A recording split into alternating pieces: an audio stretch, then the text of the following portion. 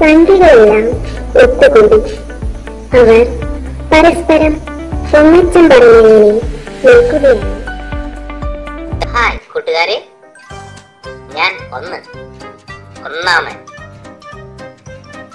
സംഖ്യകളിൽ ഞാനാണ് കേമൻ. എന്നെ കടന്ന് മാത്രമേ മറ്റ് സംഖ്യകളിൽ എത്തുവാൻ കഴിയൂ. ഹായ് കൂട്ടുകാരെ, ഞാൻ 2.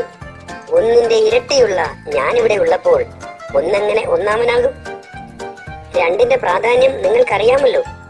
ഒരു ജോഡി എന്നാൽ 2 ആണ്.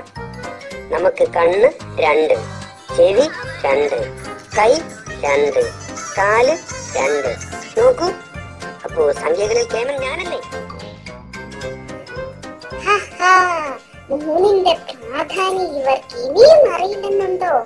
ഈ നിൽക്കുന്ന 1ഉം 2ഉം ചേർന്ന 3 ത്രിമൂർത്തികളിലും പിതാവ്, പുത്രൻ, പരിശുദ്ധാത്മാവിലും 3 പേർ. 3 നോമ്പിലുമുണ്ട് 3ന്റെ മുന്നേറ്റം. എന്ത് പ്രധാന കാര്യം ചെയ്യുമ്പോഴും 3 വട്ടം ചിന്തിക്കണമെന്നല്ലേ പഴമൊഴി തന്നെ. ഇതിൽ നിന്നും 3ന്റെ പ്രാധാന്യം മനസ്സിലായില്ലേ കൂട്ടുകാരെ? ഞാൻ 4. ഗണിതത്തിലും ജീവിതത്തിലും എന്നോളം പ്രാധാന്യം മറ്റാർക്കേലും ഉണ്ടോ?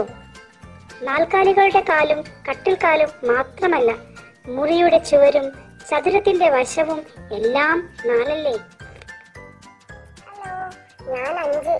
5നെ പറ്റി ഇവർക്കൊന്നും അറിയില്ല. അങ്ങനെയായിരുന്നെങ്കിൽ ഇവർ ഇങ്ങനെ ഇവിടെ കിടന്ന് ചിലയ്ക്കുമായിരുന്നു.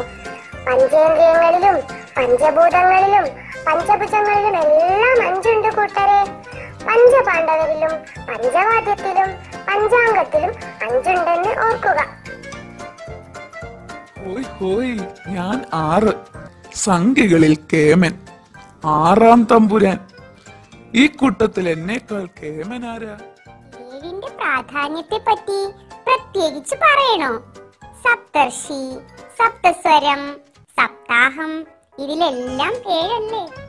ഞാൻ 8. സംഖ്യകളിൽ സുന്ദരി. എന്നോട് കളിച്ചാൽ 8ന്റെ പണി തരും.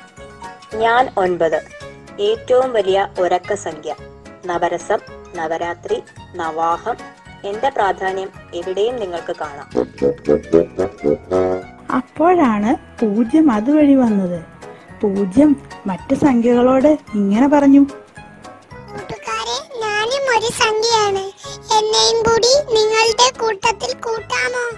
എന്നാൽ അഹങ്കാരികളായ മറ്റു സംഖ്യകൾ 0ത്തെ കളിയാക്കിക്കൊണ്ട് അവിടെ നിന്നും ആട്ടിപ്പായിക്കാൻ ശ്രമിച്ചു. യാതൊരു വിലയുമില്ലാത്ത വട്ടപൂജ്യമേ, നീ സംഖ്യയാണെന്ന് പറയാൻ തന്നെ ഞങ്ങൾക്ക് നാണക്കേടാണ്. പോ ദൂരെ പോയിക്കോ. അയ്യേ വട്ടപൂജ്യം, പോ ദൂരെ. 0 ഇത് കേട്ട് വിഷമത്തോടെ മാറിയിരുന്ന് കരയാൻ തുടങ്ങി. ഞാനും ഒരു സംഖ്യയല്ലേ, എന്നെയും കൂടെ നിങ്ങളുടെ കൂട്ടത്തിൽ കൂട്ടില്ലേ? ആ സമയം ഗുണനം ആ വഴി വന്നു. എന്താ 0 കൂട്ടാ, എന്തിനാ നീ കരയുന്നത്? ഗുണനേട്ടാ, എന്നെയും അവരുടെ കൂട്ടത്തിൽ കൂട്ടുന്നില്ല. ഞാനൊരു വട്ടപൂജ്യമാണത്രേ. ഓഹോ, അങ്ങനാണോ കാര്യം? അവറ്റകളെ ഒരു പാഠം പഠിപ്പിക്കണം. നീ വിഷമിക്കണ്ട 0 കൂട്ടാ, നിന്റെ വില എന്താണെന്ന് ഞാൻ അവർക്ക് കാട്ടിക്കൊടുക്കാം. നീ എന്റെ കൂടെ വാ. ദാ ഇവിടേക്ക് നിൽക്ക്, എന്റെ ഇടതുവശം ചേർന്ന്. 0 ഗുണനത്തോട് ചേർന്ന് നിന്നതും മറ്റു സംഖ്യകളുടെ വില 0 മാറി. ശക്തി ക്ഷയിച്ച അവർ നിലവിളിക്കാൻ തുടങ്ങി. അയ്യോ, എന്താ സംഭവിച്ചത്? ഞാൻ വീഴുന്നു. അയ്യോ, എന്റെ ബലം നഷ്ടപ്പെടുന്നു. എനിക്ക് ബലമില്ലാതാകുന്നു. അയ്യോ, ഞാൻ ബലമില്ലാതാകുന്നു. അയ്യോ, ഞാനും പൂജ്യമാകുന്നേ. അയ്യോ, ഞാനും പൂജ്യമാകുന്നേ. അയ്യോ, എന്താ ഇവിടെ സംഭവിക്കുന്നത്? അയ്യോ, എനിക്ക് നിൽക്കാൻ പറ്റുന്നില്ലല്ലോ, ഞാൻ വീഴുന്നു. എത്ര വലിയ സംഖ്യ ആയാലും 0 കൊണ്ട് ഗുണിച്ചാൽ ആ സംഖ്യ 0 മാറുമെന്ന് ഈ മണ്ടന്മാർക്ക് ഇപ്പോഴാ മനസ്സിലായത്. ഒരാളെയും നാം പരിഹസിക്കരുത്. നിസ്സാരരെന്ന് നാം കരുതുന്നവർക്കും അവരവരുടേതായ ശക്തിയും ബലവും ഉണ്ടാവും. പരസ്പരം ബഹുമാനത്തോടെയും സ്നേഹത്തോടെയും വേണം നാം ജീവിക്കേണ്ടത്. തങ്ങളുടെ തെറ്റ് മനസ്സിലാക്കിയ സംഖ്യകൾ പൂജ്യത്തെ ആട്ടിപ്പായിക്കുന്നതിന് പകരം തങ്ങളോട് ചേർത്ത് നിർത്താൻ തുടങ്ങി. അപ്പോൾ അവർ ഓരോരുത്തരുടെയും വില 10 ഇരട്ടിയായി വർദ്ധിക്കുന്നത് കണ്ട് അവർ അത്ഭുതപ്പെട്ടു.